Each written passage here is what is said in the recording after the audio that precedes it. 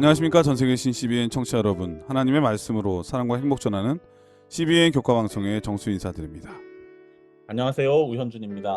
예, 교수님 정말 반갑습니다. 어떻게 잘 지내셨나요?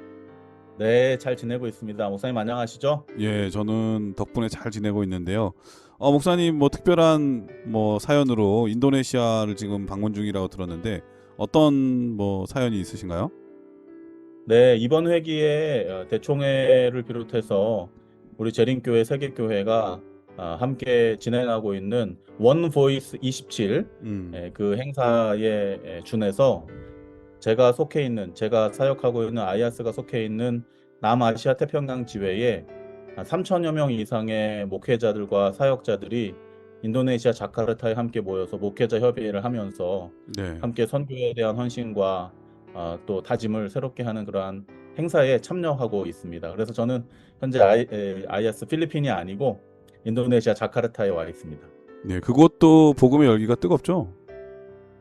네, 뭐 아주 가슴이 뜨겁고 또 여러 가지 뭐 긍정적이고 또 한편으로는 또 깊이 고민해봐야 될 그런 이슈들을 또 많이 갖게 되는 좋은 기회인 것 같습니다. 네, 이곳 한국은 기후적 열기가 뜨거워요. 네. 폭염주의보 때문에. 근데 아이고. 목사님께서 좀 전에 그 원보이스 말씀하셨는데 네. 내년 2027년도까지 그 원보이스 특별한 프로젝트가 있는데 그게 예수님께서 공생을 시작하신 지가 AD 27년이니까 딱 2000년 만에 일어나는 그 특별한 그 이슈를 가지고 이 복음의 한 목소리를 높이자, 복음 사역에 열정을 내자 이런 프로젝트라고 들었는데 혹시 그거와 연결돼 있는 거죠? 네, 저도 그렇게 알고 있습니다. 예, 내년 2027년도는 진짜 예수님 공생이 시작하신 지 2000년이 되는 해니까 우리도 예수님을 따르는 그리스도인으로서 정말 열정적으로 이 예수님 재림하기 전에 우리가 해야 될 복음 사역의 또 그 사명을 정말 잘 감당하는 그러한 열정이 있었으면 정말 좋겠습니다.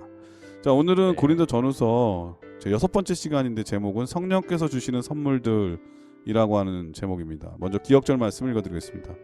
사랑을 추구하며 신령한 것들을 사모하되 특별히 예언을 하려고 하라. 고린도전서 14장 1절 말씀이었습니다.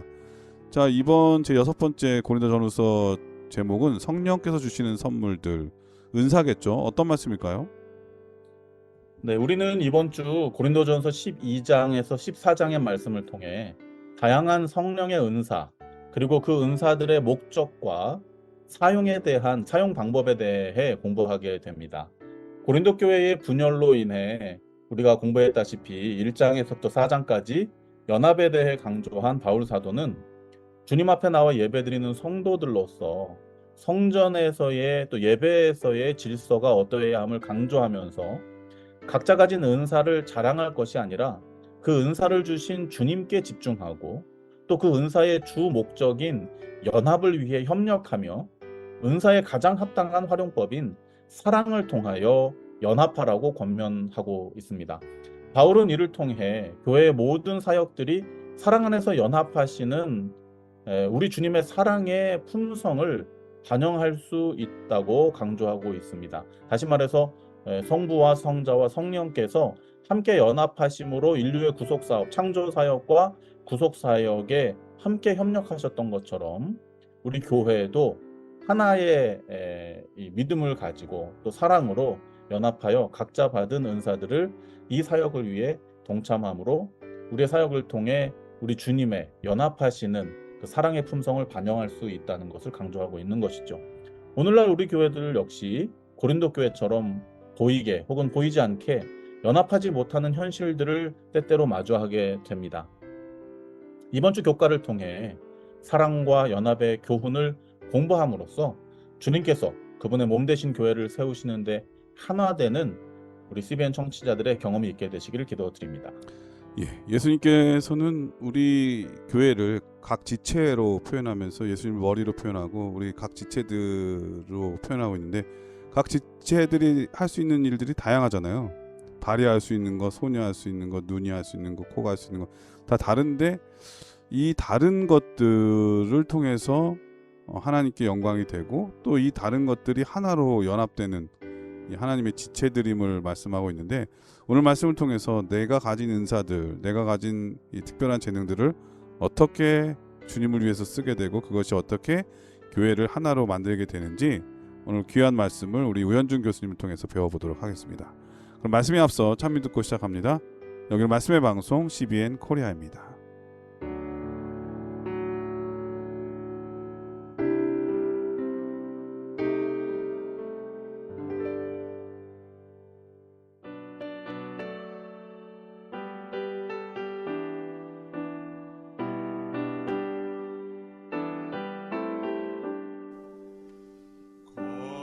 걸음마다 주와 함께 숨 쉴 때도 주와 함께 언제든지 주와 함께 내 생활 모두 기도라 기도 시간 기쁨 넘쳐 하늘의 평화 마음에 차고 생명샘물 솟아나네. 예, 찬미 잘 들었습니다. 이로 써지는 은사의 다양성이라고 하는 제목인데 어떤 말씀일까요? 네, 먼저 고린도전서 12장 1절의 말씀을 함께 보시겠습니다. 형제들아, 신령한 것에 대해서는 내가 너희의 알지 못하기를 원치 아니하노니. 고린도전서 12장은 신령한 것에 대한 언급으로 시작이 됩니다. 신령한 것이란 무엇을 말하는 것일까요? 이 원문의 뜻을 살펴보면 영적인 은사 혹은 영적인 사람으로 풀이될 수 있다고 합니다. 이 성경학자들은 둘 중 하나에 집중하면서 이것이 맞다, 저것이 옳다 주장한다고 하네요.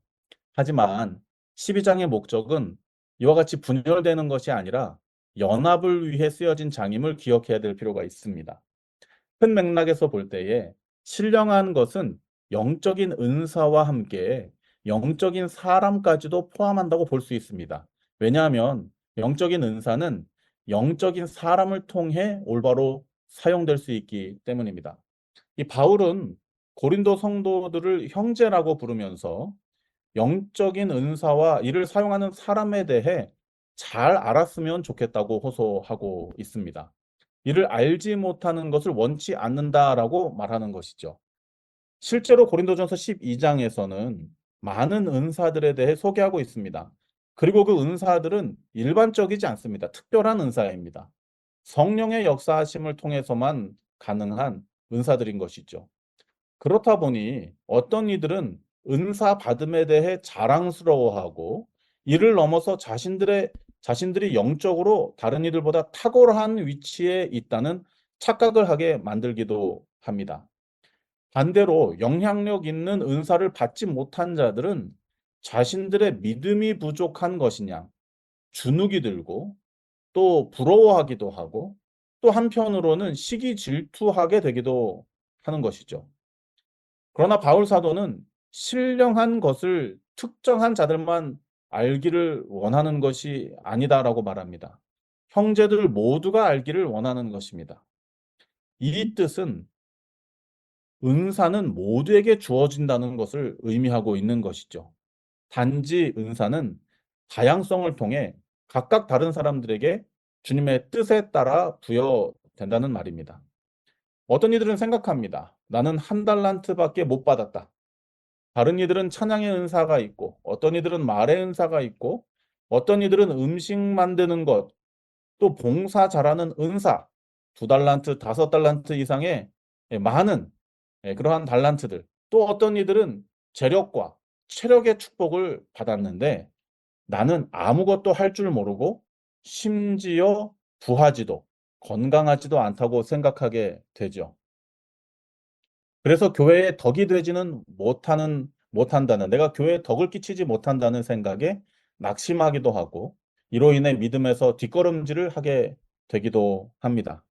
그러나 바울은 다음 성경절을 통해 고린도 성도들을 독려합니다. 고린도전서 12장 3절의 말씀입니다. 그러므로 내가 너희에게 알게 하노니 하나님의 영으로 말하는 자는 누구든지 예수를 저주할 자라 하지 않고 또 성령으로 아니하고는 누구든지 예수를 주시라 할 수 없느니라. 네, 이 구절은 약간 반어법들을 사용했기 때문에 어떠한 맥락에서 기록되었는지 풀이하지 않으면 쉽게 그 의미를 알 수 없습니다. 그러나 교과는 아주 친절하게 잘 풀이해주고 있는데요. 이 말씀을 쉽게 풀이하자면 여러 많은 다양한 은사들 중에서도 예수님을 주라 시인하는 믿음이 없이는, 이 믿음이 없다면 다른 모든 것들, 다른 은사들이 불가능 혹은 불필요한 것이 되고 만다는 것을 이야기하는 것입니다. 교과의 표현을 빌리자면 바울은 예수님을 주님이라고 담대히 고백하는 것이 성령의 첫 번째 은사라고 말하고 있다. 이렇게 풀이하고 있는 것이죠. 이렇게 보자면 어떤 이들은 제가 좀 전에도 말씀드렸지만 나는 받은 은사가 없다. 성경에는 한 달란트라도 받은 사람이 나오는데 나는 한 달란트도 못 받은 것 같다라고 생각하는 성도들이 계실 수 있습니다. 제가 예전에 목회하던 교회에서 우리 어르신 집사님들, 할머니 집사님들이 계신데 네. 또 젊은 우리 사역자들은 우리 이 장로님 집사님들은 굉장히 또 은사도 많으시고 또 거기에 열심도 있고 열정이 있으셔서 교회에서 정말 주도적인 사역을 열심히 잘 해내세요.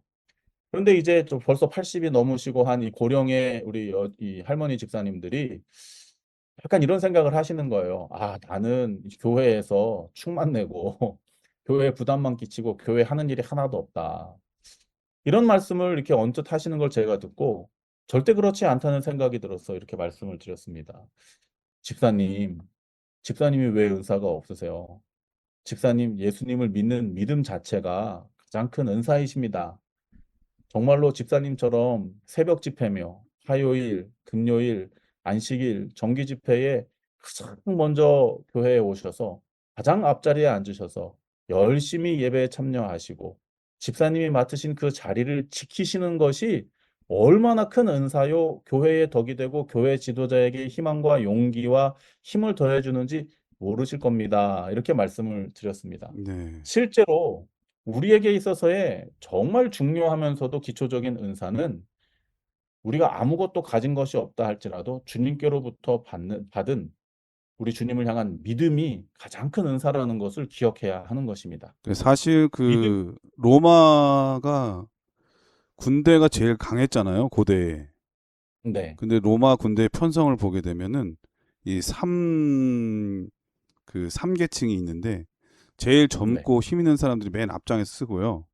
네, 그다음에 중간에 좀 능력 있는 자가 쓰고 맨 뒤에 가장 베테랑, 가장 지혜로운 사람들이 쓴다고 해요. 나이 드신 네, 분들이. 네, 네. 그러면은 앞에서 싸우는 사람들이 내 뒤에 더 지혜롭고 능력 있는 분들이 있다고 하는 생각 때문에 앞에서 열심히 싸운답니다.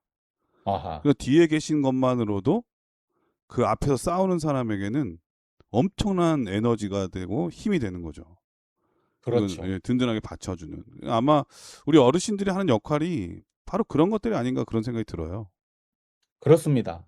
제가 예로는 우리 연로하신 우리 할머님 집사님들에 대해서만 말씀을 드렸지만 우리 젊은 세대들 가운데에서도 때론 내가 받은 은사가 없고 재능이 없어서 나는 누군가처럼 교회 앞에 나가서 찬양인도 경배와 찬양팀에도 같이 참여하지 못하고 또 음식 솜씨도 별로 없어서 주방 봉사에도 뭐 내가 만든 점심에는 뭐 반찬이 많이 남는 것 같기도 하고 또 숙기가 없어서 누구 따라서 방문을 열심히 다니는 것도 쉽지가 않은 것 같고 이래저래 나는 받은 은사가 없어서 교회에 폐만 끼치고 누만 되고 덕을 끼치지 못한다 생각할 수 있습니다.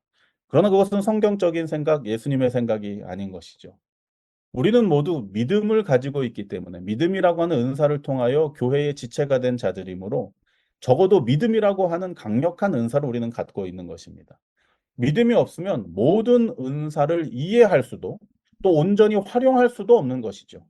그렇기에 바울 사도는 신령한 은사와 이를 통해 사역하는 사람들에 대해 올바로 알기를 원한다고 말하는 것입니다. 믿음을 행사할 수 있는 것들은 무엇이 있습니까? 우리가 누군가 앞에서 특별히 뭔가를 할 수는 없지만 아까 말씀드린 것처럼 우리 어르신 집사님들처럼 교회에 열심히 출석할 수는 있습니다. 그것은 내가 어떤 재능을 가지고 있기 때문이 아닙니다. 나의 시간과 나의 마음을 주님께 드린다면 얼마든지 누구라도 할 수 있는 일인 것이죠.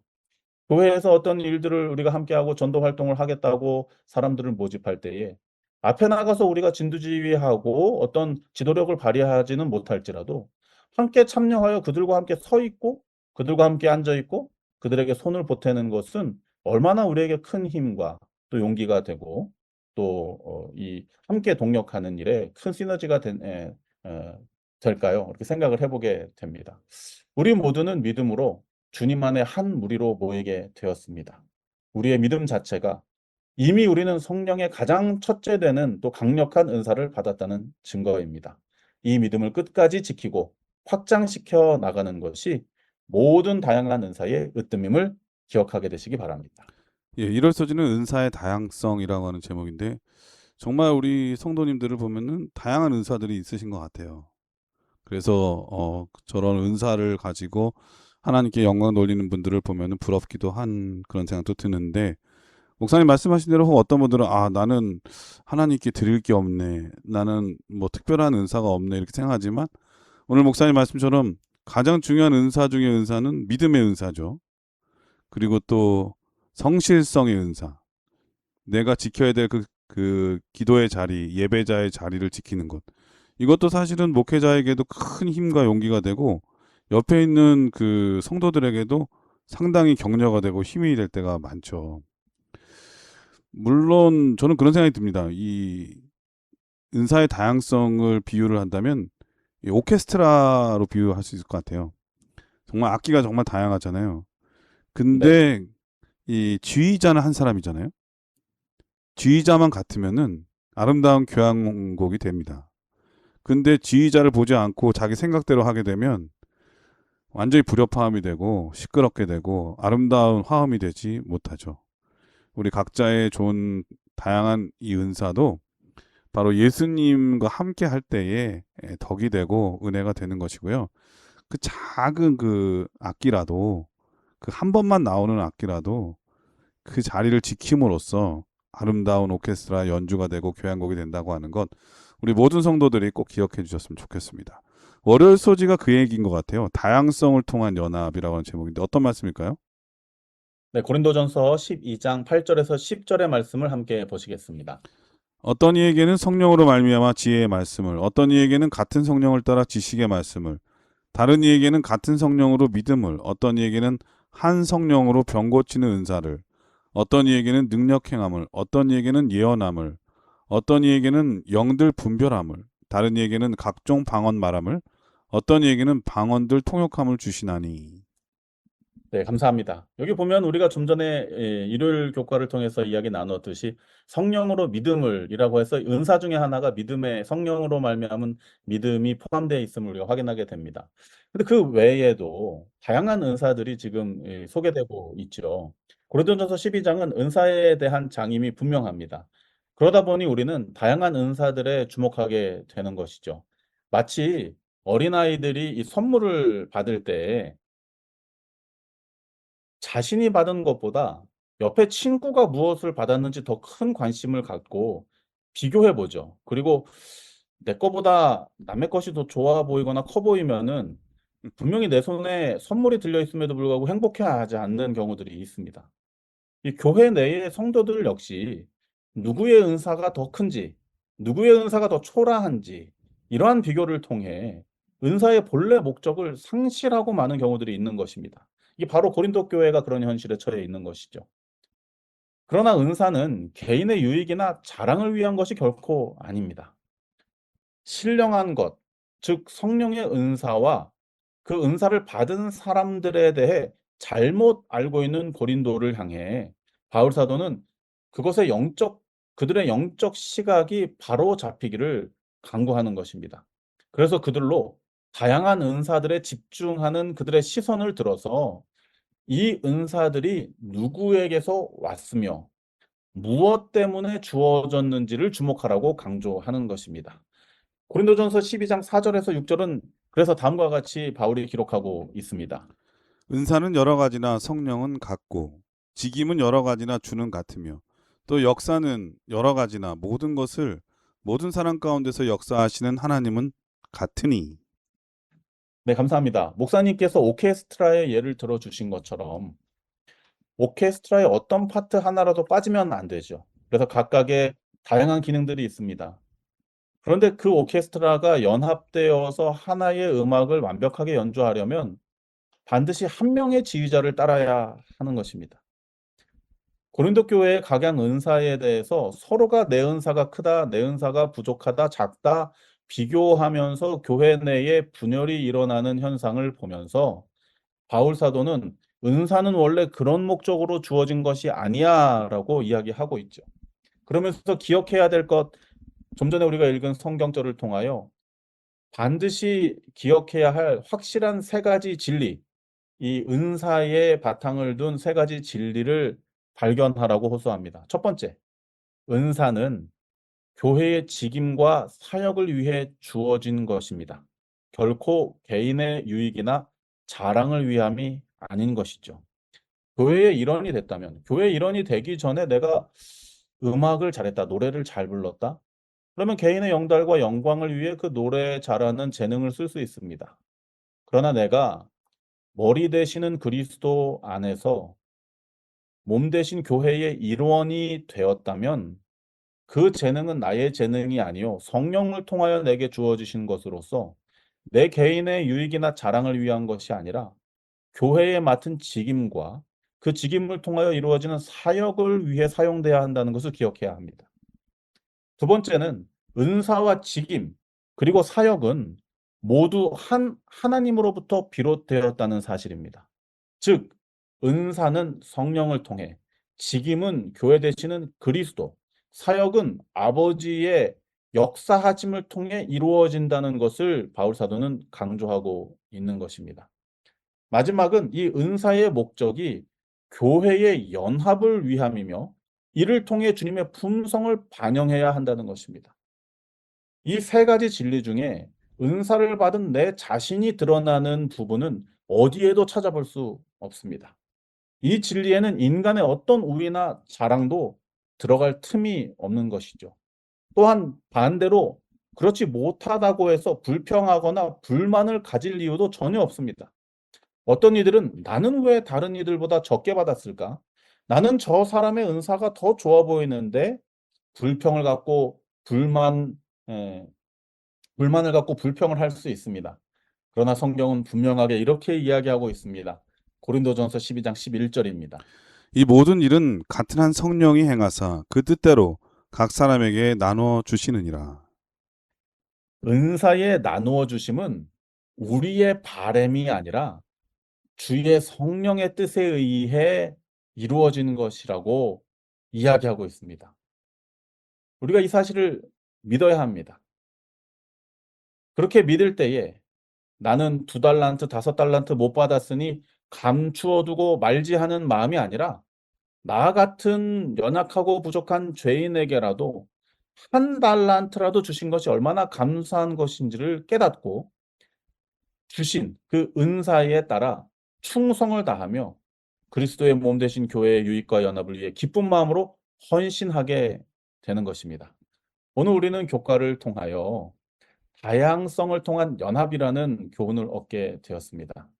우리 모두는 적어도 믿음이라는 은사를 갖게 되었습니다. 그리고 각각의 다양한 은사들을 받게 되었습니다.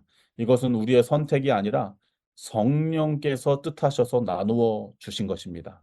그리고 그리스도를 통하여 침례를 받고 교회의 일원이 되어 그분의 지체가 된 이상 이 모든 은사들은 개인의 영달과 개인의 영광과 자랑거리로 사용될 것이 아니라 연합과 사랑을 통하여 우리가 받은 은사를 통해 맡겨진 직임과 사역을 위해 사용돼야 된다는 사실을 기억하게 되시기를 바랍니다. 예, 월요스지는 다양성을 통한 연합이라고 하는 제목이었는데 이 다양성을 통한 연합이 가능한 것은 같은 성령 안에서 같은 뜻을 품고 서로를 같이 돌봐줬기 때문이겠죠. 이게 아마 핵심일 것입니다. 목사님 말씀 들으면서 저는 뭐가 생각이 났냐면 2008년도에 우리나라가 베이징 올림픽에서 야구 금메달을 딴 적이 있거든요. 이 야구 금메달 딸 때에 그 선수들이 다 하나같이 각 팀에서는 스타 플레이어거든요. 연봉도 많고. 근데 우리나라가 구전 전승으로 금메달을 땄는데 세계 강호들을 다 물리치고요. 뭐 야구 종주국이라고 하는 미국도 물리치고 뭐 대단했지 않습니까? 근데 그때 가능했던 이유가 뭔가 물어보니까 하나같이 그 선수들이 뭐라 그러냐면은 내가 어떤 일이 주어지든지 감독님께서 뭘 하라고 하시든지 기꺼이 하겠다고 하는 마음이 있었다는 거예요. 그게 대주자라든지 대수비라든지 번트를 대라 그러면 번트 대. 그러니까는 자기를 돋보이고 싶은 마음이 하나도 없고 오로지 팀 승리를 위해서 감독이 뭘 시키든지 다 하겠다고 하는 눈빛이 다 서로를 보니까 살아있더라. 그 얘기를 하더라고요. 맞아요. 기억납니다. 그죠? 그 번트 될 사람이 홈런 타자, 자기 팀에서는 홈런 타자인데 네. 번트 되고 희생하고요. 뭐 또 대주자하고 막 맞습니다. 대수비 또 나가고. 선발 투수인데 네. 뭐 중간 개투나 그렇죠. 세이브하러 나오는 그러한 경우들을 우리가 함께 봤었죠. 네. 그게 바로 이제 연합의 승리인 거죠. 그러니까 이 자기를 낮추고 팀을 위해서 자기의 모든 재능을 최선을 다해서 할 때에 거기는 정말 승리라고 하는 값진 열매가 주어지는 것 같습니다.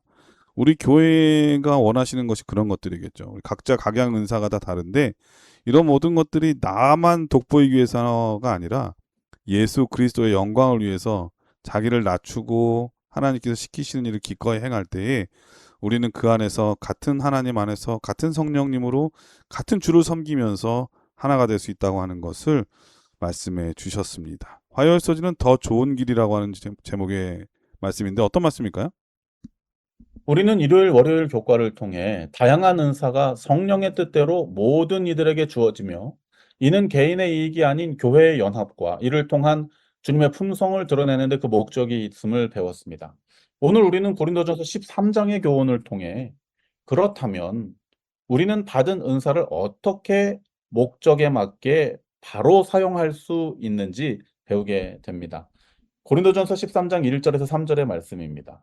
내가 사람의 방언과 천사의 말을 할지라도 사랑이 없으면 소리나는 구리와 울리는 꽹과리가 되고 내가 예언하는 능력이 있어 모든 비밀과 모든 지식을 알고 또 산을 옮길 만한 모든 믿음이 있을지라도 사랑이 없으면 내가 아무것도 아니요 내가 내게 있는 모든 것으로 구제하고 또 내 몸을 불사르게 내어 줄지라도 사랑이 없으면 내게 아무 유익이 없느니라. 고린도전서 13장은 사랑의 장으로 알려져 있습니다. 그런데 놀랍게도 이 사랑의 장은 고린도전서 12장과 14장 은사와 더불어서 고린도 교회의 예배의 질서와 또 그에 따른 분쟁들에 대한 내용들을 다루는 한중간에 사랑의 장이 포함되어져 있지요. 그리고 이 사랑의 장의 시작에는 몇 가지 은사들의 사용에 대한 부작용 같은 내용들을 기록하고 있습니다. 아마도 고린도 교회에서는 방언과 예언, 그리고 구제의 은사가 가장 인기가 있고 또 이를 행하는 자들이 크게 주목받았었던 것 같습니다. 그렇기에 바울 사도는 13장의 겉면을 통해 너희가 받은 방언과 예언, 그리고 구제의 은사도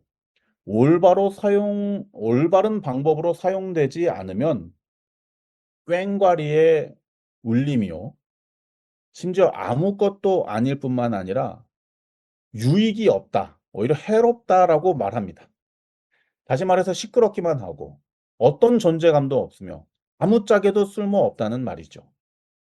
교회 내에서 가장 크게 사용되고 이를 통해 가장 어깨를 펴며 떵떵거리게 만들었던 은사, 즉 방언과 예언과 구제의 은사가 아무것도 아니라는 선포는 당시 고린도 성도들에게는 매우 충격적이었을 것입니다. 바울은 고면합니다. 사랑 안에서 이 모든 은사를 행하라. 사랑이 없이 방언을 하면 그 방언이 다른 사람들을 낙심하게 만듭니다. 고린도 교회가 그랬다는 것입니다. 사랑이 없이 예언을 하면 그 예언된 복음이 힘을 얻지 못합니다. 이를테면 설교를 증거하는 이 설교자가 사랑의 마음으로 설교하지 않으면 오히려 그 설교가 사람을 살리기보다는 마음에 낙심이 되게 하고 그 기별을 받아들이지 않기 위해 귀를 닫게 만드는 경우들이 있다는 것이죠. 또 사랑이 없는 구제는 인간의 표면적 필요는 채워줄지 모르지만 그 내면의 변화를 일으키지는 못한다는 것입니다. 그러나 사랑의 마음은 방언을 통해 다른 이들이 복음을 알아듣도록 하는데 유익하게 사용됩니다. 사랑의 마음은 예언을 통해 다른 이들이 그리스도를 발견하도록 합니다. 사랑의 마음은 구제를 통해 그리스도의 사랑을 경험하게 합니다. 오늘 교과는 나 자신과 우리 교회를 돌아보게 합니다.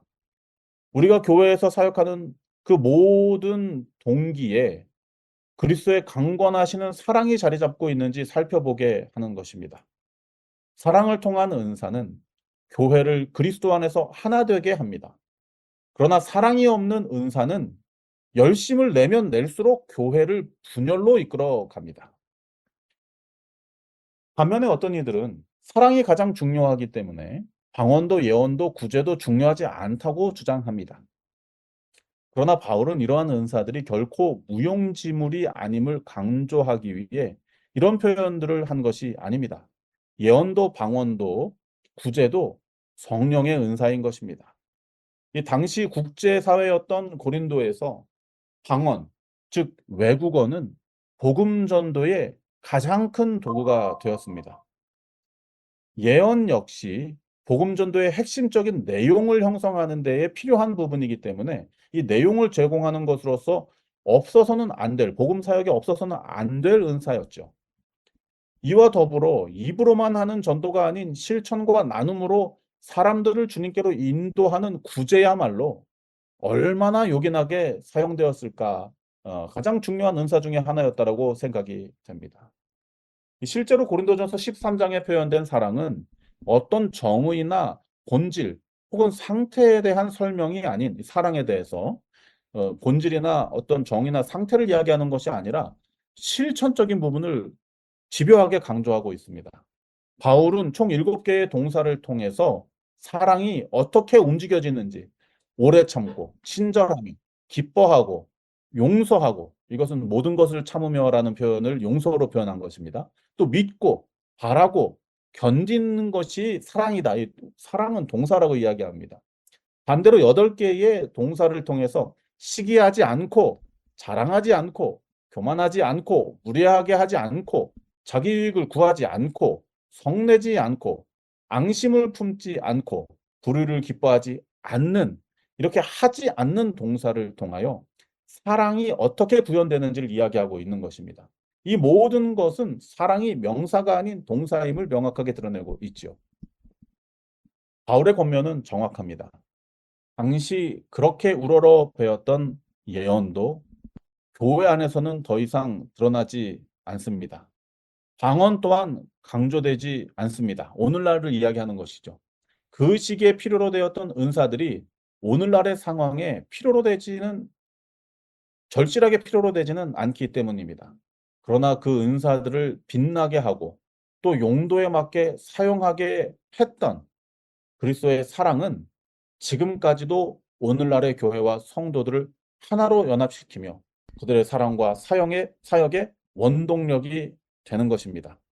그런 거로 이 말씀의 교훈을 오늘날 우리에게 적용한다면 내가 어떠한 사역을 한다, 내가 어떠한 은사를 받았다가 강조되는 것이 아니라 그 받은 은사가 더 좋은 길, 더 좋은 방법인 그리스도의 사랑을 통하여 실행하게 될 때에 그 받은 은사의 본 목적대로 정확하게 그 받은 사역을 활용하고 또 이 교회와 성도들에게 덕을 끼치는 것으로 봉사할 수 있다라고 하는 교훈을 얻게 되는 것입니다. 이 화요 소지는 더 좋은 길이라고 하는 제목인데 이 더 좋은 길은 해도 되고 안 해도 되는 게 아니라 꼭 글로 가야 되는 길이죠. 그렇습니다. 네, 이 말씀을 듣다 보면은 우리에게 각양 은사를 주셨는데 그 은사의 방향성이 어디로 가야 되느냐 그걸 알려주는 것 같아요. 이 방향성은 바로 사랑이라고 하는 거죠. 이 사랑의 방향성으로 가지 않으면 그 모든 은사들의 의미가 퇴색되는 것 같습니다. 그러니까 사랑이라고 하는 것은 여러 은사 중에 하나의 은사가 아니라 모든 은사가 가야 될 방향. 그래서 은사의 최종 목적지가 바로 사랑이라는 생각이 들고, 왜 그런가 생각해 봤더니 하나님은 사랑이시잖아요. 그렇죠? 하나님의 본질이 사랑이고 그분의 성품이 사랑이기 때문에 결국 우리가 가진 모든 것들이 그 방향으로 갈 때에 올바르게 사용되고 또 덕이 된다고 하는 것을 새삼 느끼게 됩니다. 마치 그거 같아요. 두 레일을 달리는 기차. 하나는 해야 되는 것과 하나는 하지 말아야 될 것. 해야 될 것과 하지 말아야 될 것도 그 방향성이 사랑이어야 된다고 하는 것. 새삼 또 다시 한번 느끼게 됩니다. 오늘 말씀 주신 것처럼 이렇게 행하게 되면 우리는 모든 은사 위에 더 좋은 은사가 부여된다고 하는 것을 깨닫게 되리라고 느껴지네요. 그럼 여기서 찬미한 곡 들으신 다음에 계속해서 수요일 목요일 소재를 공부하도록 하겠습니다. 여기는 말씀의 방송 CBN 코리아입니다.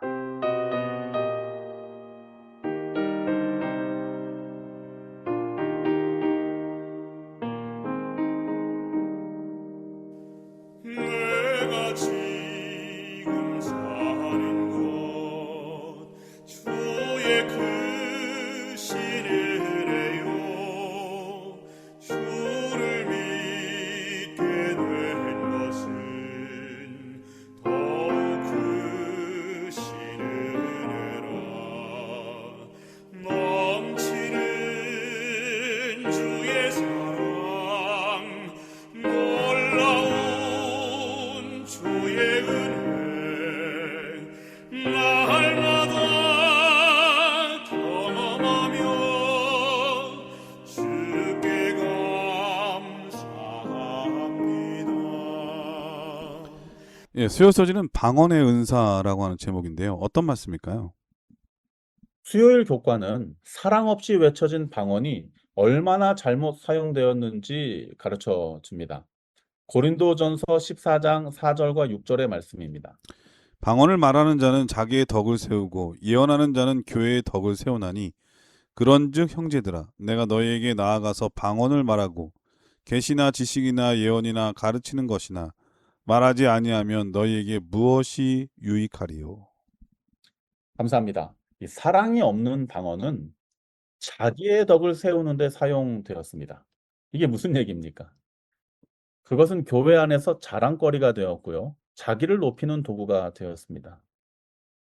고린도 교회에서 그랬다는 것이죠. 그래서 너도 나도 방언하려고 애를 썼습니다. 그러나 이것은 아무 유익이 없었습니다. 왜냐하면 방언은 아무도 못 알아듣기 때문입니다. 방언은 외국인을 위한 것이거든요. 그러니까 방언하는 사람도 사실은 무슨 내용인지 모르고 할 가능성이 굉장히 높습니다. 그러니까 쉽게 그랬기 얘기해서 때문에 네, 영어 못하는 한국 사람들한테 영어로 설교하면 무슨 은혜가 되겠느냐 이거잖아요. 그렇죠. 그렇기 때문에 바울은 14장 2절에서 방언을 말하는 자는 사람에게 하지 아니하고 하나님께 하나니 이는 알아듣는 자가 없고 그 영으로 비밀을 말함이니라는 표현을 통해서 방언을 자랑거리로 삼는 자들을 질책하는 것이죠. 이런 방언은 과연 누구를 위한 것입니까? 바울은 이 14장 2절의 말씀을 통해 하나님께 하는 방언이다라고 이야기하지만 사실 그것도 정답이 아닙니다. 바울 사도는 지금 모여 있는 우리 성도들에게 하는 것이 아니기 때문에 그냥 주님께 예배드리는 하나의 형식으로 이것이 이루어지고 있다 이렇게 표현하고 있는 것이죠. 이로 인해 주님께 영광이 되지도 교회가 연합되지도 혹은 믿지 않는 사회에 복음이 증거되지도 않았습니다. 사랑 없는 방언이 그렇게 됐다는 것입니다. 이와 같이 그리스도의 사랑에 충만해지지 못한 은사와 은사 받은 자들의 사역은 열심을 다하면 더할수록 더 해악하다는 분명한 증거를 나타낸 것입니다. 이 교훈은 오늘 우리에게 매우 중요합니다. 그 당시 이른비 성령과 더불어 초대교회의 복음 전파를 위해 특별한 은사들인 예언과 방언이 주어졌습니다. 그리고 그 역할이 매우 컸기 때문에 이러한 은사를 받은 자들에 대한 주목이 집중되었던 것도 사실입니다. 그렇다면 오늘날에 주목받는 은사는 무엇이 있을까요?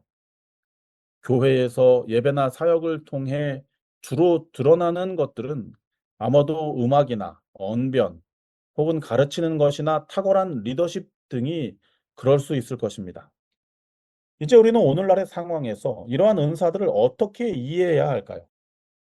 또한 이런 은사를 받은 자들은 어떻게 이 은사를 사용해야 되며, 또 다른 성도들은 이러한 자들의 봉사를 어떻게 받아들이고 이해하고 포용해야 할까요? 분명한 것은 이것입니다. 이 모든 은사는 성령의 뜻에 따라 주어진 것입니다. 개인의 기호에 따라 주어진 것이 아니라는 것입니다. 그런 거로 자랑하거나 부러워할 것이 아닙니다. 또한 이는 자신의 유익이나 자랑이 아닌 교회의 연합과 선교 사명을 위해 주어진 것입니다. 그런 거로 이를 자랑하거나 개인의 유익을 위해 사용되어서도 안 됩니다. 그리고 마지막으로 이 모든 은사들의 사용은 그리스도의 사랑을 바탕으로 행해져야만 합니다. 바울 사도는 고린도 성도들, 그리고 오늘날 그리스도인들이 이와 같은 신령한 것에 대해 같은 이해를 갖게 되기를 원했던 것입니다. 우리 주님께서 사랑하시는 CBN 청취자 여러분, 그 중요한 역할을 했던, 또 고린도 당시에 모두가 부러워했던 방언이라고 하는 은사도 사랑이 없이 또 그 목적에 맞게 사용되었을 때에 결국 그것이 사용되면 사용될수록 교회에 분열을 일으켰다는 사실을 기억하게 되시기를 바랍니다. 그리고 오늘 여러분들이 받은 그 은사와 그것이 사용되는 목적에 대해서 깊이 고민하시고 생각하시고, 고린도 교회에서 행해졌던 잘못 사용된 그 은사의 사용이 오늘날 우리의 개인의 신앙과 교회에서의 사역에서는 반복되지 않게 되시기를 우리 주님의 이름으로 축원드립니다. 예, 수요서지는 이 방언의 은사라고 하는 제목이었는데, 이 방언의 은사의 교과를 듣다 보니까 뭐가 생각났냐면, 그 최근에 그 대통령이 해외에 순방을 가잖아요. 그러면 외국 대통령과의 그 담화나 뭐 이런 거를 하기 위해서는 옆에 정확한 이해를 위해서 통역관을 두거든요. 근데 그 통역하는 그 방언의 은사를 하는 그 사람들이 대통령보다 자기를 돋보이게 하려고 막 그렇게 되면 어떻게 될까요? 이거는 이 올바른 방언의 은사를 활용하는 게 아니겠죠. 오히려 있는 듯 없는 듯. 그래서 소통하는데 어려움이 없고 그 기별을 정확하게 이해함으로써 서로 상호 간에 우애가 깊어지고 또 국가의 유익을 위해서 하는 거잖아요. 마찬가지인 것 같아요. 이 방언의 은사는 자기의 믿음이 얼마나 대단한지를 자랑하려고 주어진 은사가 아니라고 하는 것. 이 은사를 통해서 드러나야 될 것이 있다면 예수 그리스도의 깊고 오묘한 구원의 섭리와 우리를 향하신 사랑이겠죠. 이것을 드러내지 않고 자기의 재능을 자랑하려고 한다면 그것은 아무 의미가 없는 것이고 오히려 이로움보다는 해로움이 될 수도 있다고 하는 것을 새삼 느끼게 됩니다. 그리고 또 중요한 것은 이 방언의 은사는 목적이 알아듣게 하는 거잖아요. 못 알아듣는 게 절대 아니잖아요. 근데 오늘날 수많은 교회 사람들이 이 방언의 은사를 잘못 이해해서 막 이상한 못 알아듣는 소리를 하면 믿음이 높은 것처럼 그렇게 이해하는데 절대 그것은 올바른 성경의 이해가 아니고, 또 이 방언의 은사에 대한 또 통역의 은사도 또 나오잖아요, 성경에. 그만큼 이 방언의 은사는 사람들을 알아듣게 하기 위한 외국어일 게 더 많다. 그리고 그렇게 이해하는 것이 더 좋겠다는 그런 생각도 드네요. 자, 목요일 소지는 예언의 은사라고 하는 제목인데 어떤 말씀일까요? 네, 먼저 고린도전서 14장 1절에서 4절의 말씀을 다시 한번 보겠습니다. 사랑을 따라 구하라. 신령한 것을 사모하되 특별히 예언을 하려고 하라. 방언을 말하는 자는 사람에게 하지 아니하고 하나님께 하나니 이는 알아듣는 자가 없고 그 영으로 비밀을 말함이니라. 그러나 예언하는 자는 사람에게 말하여 덕을 세우며 권면하며 안위하는 것이요 방언을 말하는 자는 자기의 덕을 세우고 예언하는 자는 교회의 덕을 세우나니. 감사합니다. 이 목요일 교과는 이번 주의 교과를 마무리하면서 두 가지 다른 방면에 매우 중요한 교훈을 줍니다. 첫 번째는 이 고린도 교회의 바울 사도가 호소했던 그 예언의 은사의 내용이 무엇이며 의미가 무엇이며 또 그것이 어떻게 활용되어야 되는지에 대해 설명하고 있고요. 또 다른 한편에서는 또 다른 의미의 이 예언의 은사가 오늘날 우리에게 주어져 있는 이 화이 선지자를 통하여 주신 증언의 기별을 어떠한 방향으로 우리가 이해하고 받아들여야 되는지에 대해서도 또 짧게 마무리하면서 권면하고 있습니다. 먼저 첫 번째 내용을 이 고린도 교회에서의 예언의 은사에 대해 함께 살펴보겠습니다. 바울 사도는 이 구절들을 통해 방언은 도외시하면서 반면에 예언에 대해 장려하는 듯이 보입니다. 목사님 그렇지 않습니까? 네. 그 이유가 무엇일까요? 이게 명확한 것은 예언이나 방언의 중요성에 대해 그 경중을 말하고자 함이 아닙니다. 이게 예언이 더 낫고 방언이 못하다라는 것을 이야기하기 위해 이렇게 쓴 것이 아니라는 것입니다. 그것이 목적이 아니라는 거예요. 다시 말해서 예언이 더 낫고 방언이 무엇보다 그것보다 못하다는 것을 강조하는 것이 결코 아니라는 것입니다. 오히려 바울은 그 은사들이 쓰이는 방법에 대해 말하려는 것입니다. 방언은 자신의 자랑을 위해 아무에게도 유익하지 않은 것을 남용하듯 사용되었습니다. 반면에 예언은 사람들에게 말하여 덕을 세우며 권면하며 안위하는 일에 사용되었으므로 교회의 덕을 세웠습니다. 그렇기 때문에 교회는 너희의 자랑, 그렇기 때문에 너희는 너희의 자랑거리로 삼는 방언보다 교회와 사람들에게 유익과 덕이 되는 방언에 더 집중하라고 말하는 것입니다. 무슨 말씀인지 이해가 되시죠? 네. 그러니까 내 자랑하려고 자꾸 방언하지 말고 교회에 유익이 되기 위해서 그 방언을 하려고 더 노력하고 힘써라. 그런 예언을 얘기잖아요. 하려고. 네. 그러니까 반대로 얘기하자면 예언도 자기를 자랑하고 자기를 높이는 목적으로 예언이 사용되면 그거는 필요 없다는 것이죠. 의미의 목적에 맞지 않다는 것입니다. 음. 방언도 지금처럼 사용되는 이러한 용도가 아니라 원래의 목적이었던 예, 본방의 말을 못 알아듣는 자들이 찾아왔을 때에 방언의 은사를 통하여 그들에게 복음을 증거하는 일에 순작용을 했다면 그것은 더없이 필요한 것이라는 것을 강조하고 있는 것이죠. 그런 거로 이 구절은 결코 예언이 더 낫고 방언이 못하다는 것을 이야기하려는 의도와 목적이 있는 것이 아니고 네. 중요한 두 은사들을 내려놓고 현재 사용되고 있는 그 방법에 따라서 어느 것이 교회에 더 유익한지를 그래서 어떻게 은사를 사용해야 하는지를 고린도 성도들에게 가르쳐 주기 위해서 이 글이 기록되었다는 그러니까 것입니다. 적절해야 되잖아요. 그러니까 여기 지금 외국인이 막 왔는데 예언의 은사를 해버리면은 그게 무슨 덕이 되겠습니까? 바로 그때는 이 방언의 은사를 통해서 덕이 되게 해야 되잖아요.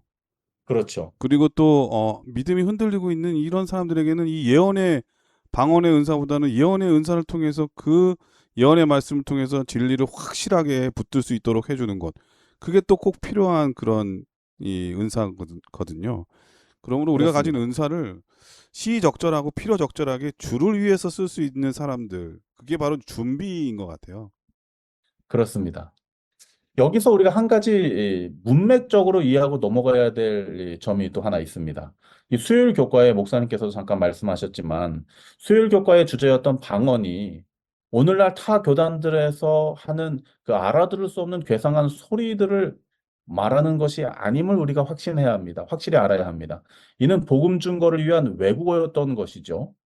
이와 마찬가지로 목요일 교과의 주제인 예언 역시 고린도 교회에 적용되어졌던 이 예언의 은사라고 하는 것은 맥락상 미래에 대한 계시보다는 기록되어져 있는 말씀을 현 상황에 맞게 성령의 지혜로 해석하고 권면하여서 앞으로 이렇게 살아가야 됩니다라고 하는 그들로 삶의 변화를 갖게 하는 역할이 바로 고린도 교회에 주어졌던 예언의 은사의 역할이었다는 것을 이해할 필요가 있는 것입니다.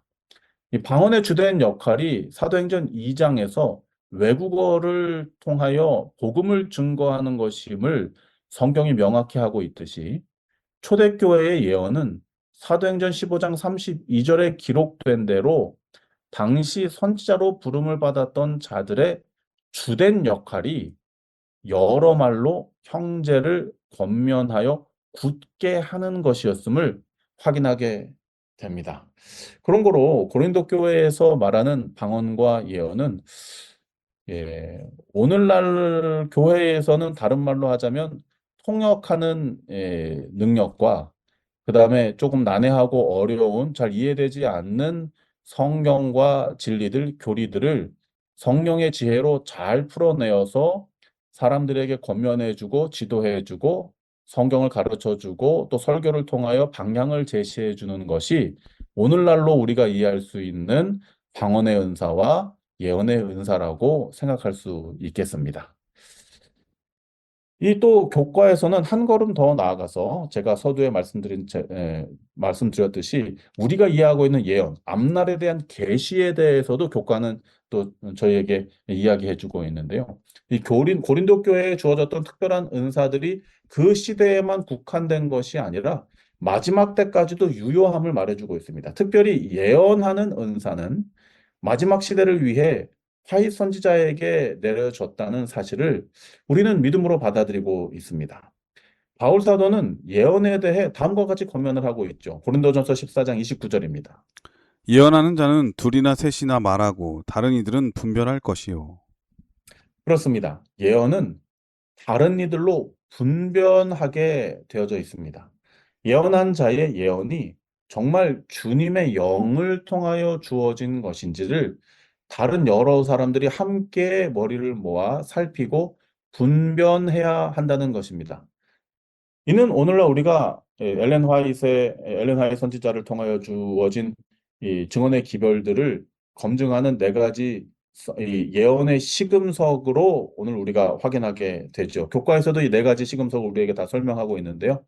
첫 번째는 예언된 것이 성취됨을 통하여 이것이 참된 주님께로부터 온 예언임을 우리가 확신할 수 있습니다.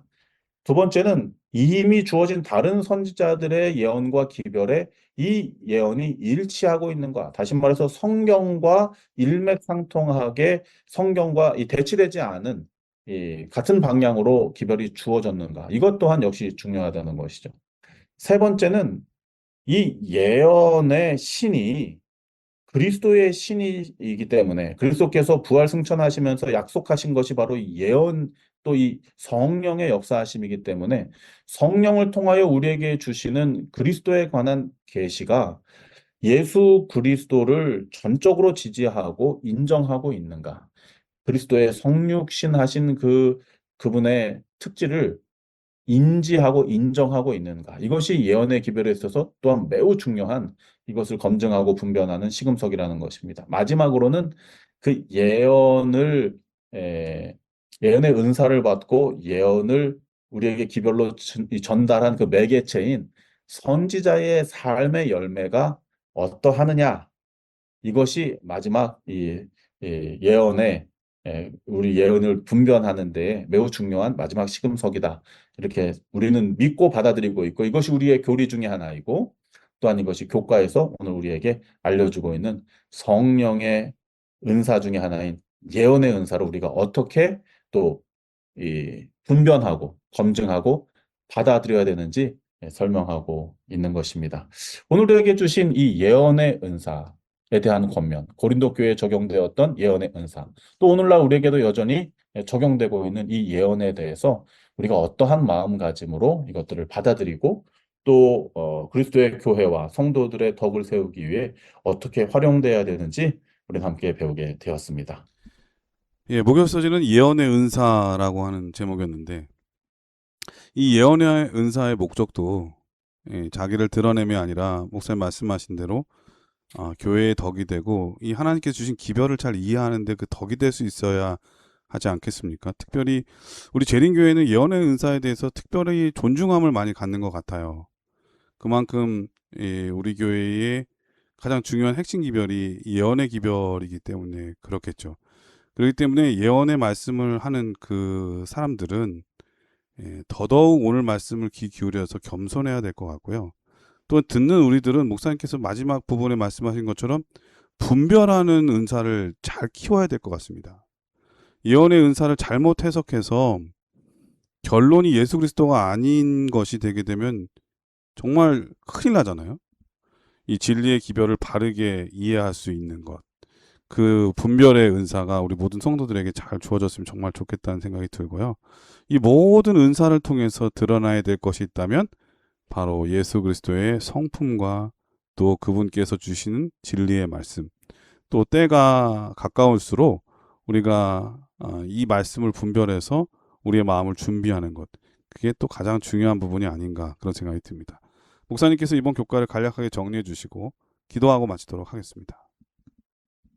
은사는 모든 이에게 주어졌으며 가장 큰 은사는 믿음입니다. 믿는 자에게 주신 은사는 개인의 유익이나 자랑이 아닌 교회와 사람에게 덕을 세우며 연합하는 데 그 목적이 있습니다. 이는 그리스도의 사랑을 통해 실행될 때 올바르게 그 역할을 다할 수 있습니다. 우리는 오늘날 우리에게 여전히 유효한 특별한 은사들을 분별하여 옳게 사용함으로 연합과 부흥, 더불어 맡겨진 사명을 완수하는 참된 신령한 성도들이 되어야 하겠습니다. 이 귀한 성령께서 주시는 은사와 특권들이 우리의 삶을 통하여 올바르게 실현되므로 주님께 영광을 돌리는 참된 주님의 자녀들 되시기를 축원드립니다. 예, 목사님께서 기도해 주시고 교과를 마치도록 하겠습니다. 아버지 감사드립니다. 우리에게 성령의 은사를 허락하여 주시니 감사를 드립니다. 믿는 마음과 사랑하는 심령으로 귀한 은사를 받들게 하시고 몸 되신 교회와 성도들 그리고 믿지 않는 사람들을 위해 옳게 분별되고 사용되게 하여 주시옵소서. 아멘. 이를 통해 주님의 품성이 온 세상에 증거되게 하시고 주님의 재림을 준비하는 귀한 도구들로 우리 모두가 사용되게 하여 주시옵소서. 아멘. 예수님 이름으로 기도드립니다. 아멘. 아멘. 네, 전 세계에 계신 CBN 청취자 여러분, 날씨가 정말 무덥습니다. 이렇게 무더울 때는 아무것도 아닌 것인데 우리의 마음을 상하게 하고 또 짜증이 나기도 하고 그 화가 나기도 하죠. 이럴 때 조금 이 마음을 가라앉히고 해석을 달리하면 어떨까? 저는 이 믿음과 신앙은 해석의 차이인 것 같습니다. 길이 막히면은 운전하다 길이 막히면 노래 하나 더 듣자, 찬송 하나 더 듣자라는 생각을 가지면 좋겠고요. 누군가 내 앞에서 딱 새치기 하면 저 사람 나보다 훨씬 바쁜 일이 있나 보다 생각하는 것 정말 좋은 것 같습니다. 그리고 누군가 나에게 불퉁하게 얘기하거나 좀 불친절하면 저 사람 오늘 뭔가 속상한 일이 있나 보다 이렇게 이해해주는 마음, 그리고 내 험담을 하는 소리를 들으면은 기분이 속상하겠지만은 저 사람 할 일이 별로 없나 보다 이렇게 생각하는 것도 마음의 여유가 아닌가 이런 생각이 듭니다. 신앙은 해석의 차이고 시선의 차이잖아요. 우리가 집중해야 될 것은 사람이 아니라 예수 그리스도의 십자가이고 하나님이심을 오늘 말씀을 통해서 이해할 수 있는 것 같습니다. 여러분들이 가진 모든 것들, 내가 가진 모든 재능도 다 나를 위해서가 아니라 예수 그리스도가 드러날 때에 그게 가장 큰 기쁨이 되고 행복이 된다고 하는 사실, 한 주일 동안 많이 경험하게 되시기를 간절히 바라면서 저희는 다음 주에 더 좋은 모습으로 찾아뵙도록 하겠습니다. 안녕히 계십시오. 감사합니다.